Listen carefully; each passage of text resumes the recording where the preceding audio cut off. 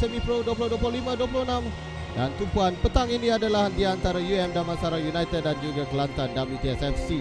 Dan kita akan lihatkan dahulu kesebelasan utama taruhan daripada Coach Rizwan Abdul Shah bagi pasukan Damansara United menggunakan formasi 4-4-2 di mana Amirul Ikhwan akan ditugaskan sebagai penjaga gol. Shivan Pillay, Muhammad Ghafarur Rahman, Muhammad Haris Mansur, Anwar Sisay, Muhammad Syahir Abdul Rahman, Wan Muhammad Akil Hakimi, Zafrul Nizam, Muhammad Aris, Muhammad Asri, Thank God Michael dan juga Nicholas Vargas yang akan beraksi dalam kesebelasan utama, manakala di bangku simpanan adalah Vicky Owen, Taha Khalid, Brandon Liu, Saiful Iskandar, Khairi Muhammad Jeffrey, Muhammad Haziq Mukris, Muhammad Ismat Imran, Syafizi Iqmal dan juga Ayubi Solahuddin Nizam.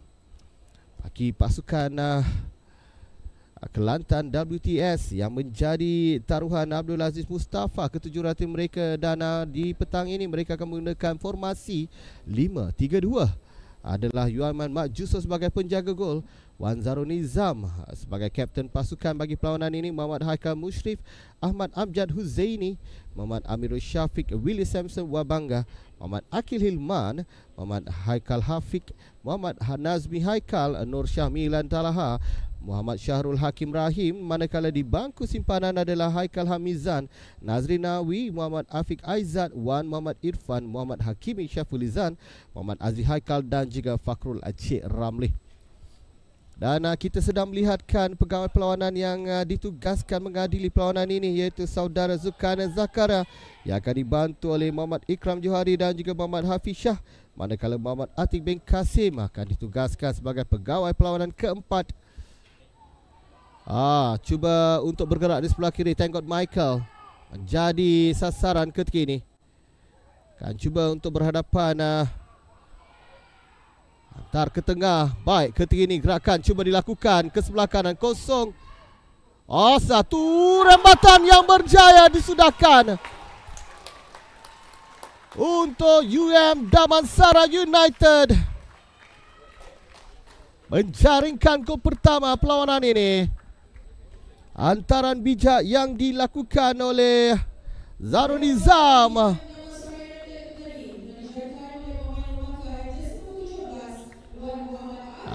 Namun Muhammad Akil Hakimi pantas mendapatkan bola tersebut. Damansara positif dalam separuh masa yang pertama ini. Kita perhatikan 10 ulang tayang. Dikit kelang kabut, hantaran ke sebelah kanan, Zarul Nizam bijak. Dan kita perhatikan bagaimana begitu pantas Wan Muhammad Akil. Dan sedikit terleka pemain WTS ketika ini. Thank God Michael sekali lagi dicari, tak berjaya, dan satu lagi rembatan jaringan kedua yang berjaya dihasilkan. Sayang sekali untuk WTS. Itu sebenarnya kesilapan yang dilakukan oleh pemain mereka, tidak bersedia. Perhatikan daripada lontaran ke dalam yang dibiarkan saja, dan bola yang gagal dikeluarkan dengan lebih baik.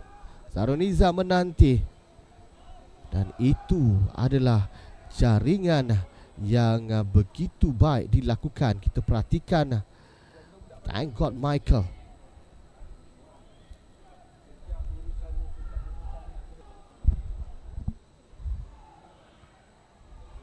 Dah kali ini sekali lagi hantarannya agak lewat dan cuba direbutkan. Gerakan menarik, tak lepas.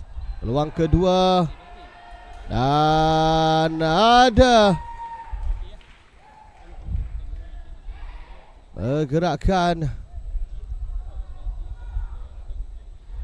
Kita perhatikan. Itu dia.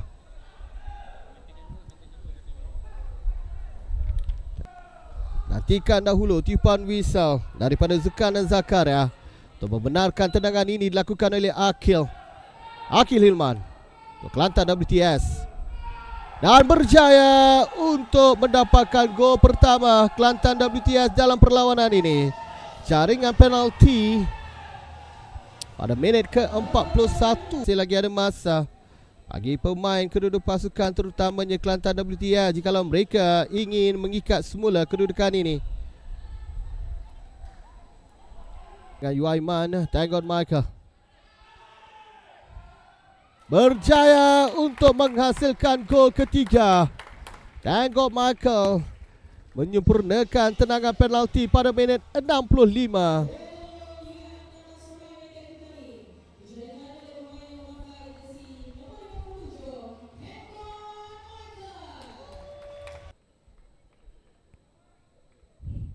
Tepat ke sebelah sudut kiri dan gagallah ditepis oleh Yuaiman Majusoh.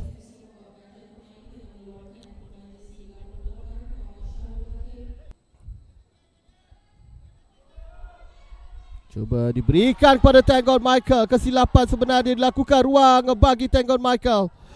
Tandukan yang mudah untuk Brandon Liu. Jaringan keempat untuk UM Damansara. Ikan rakannya. Kita perhatikan bagaimana Mushrif gagal mengawal bola tersebut dengan baik. Dan mudah bagi Tanggon Michael untuk menghantar bola yang baik kepada Brandon Liu. Yuaiman Majusoh menjangkakan bahawa Tanggon Michael akan melakukan percubaan, melakukan rembatan.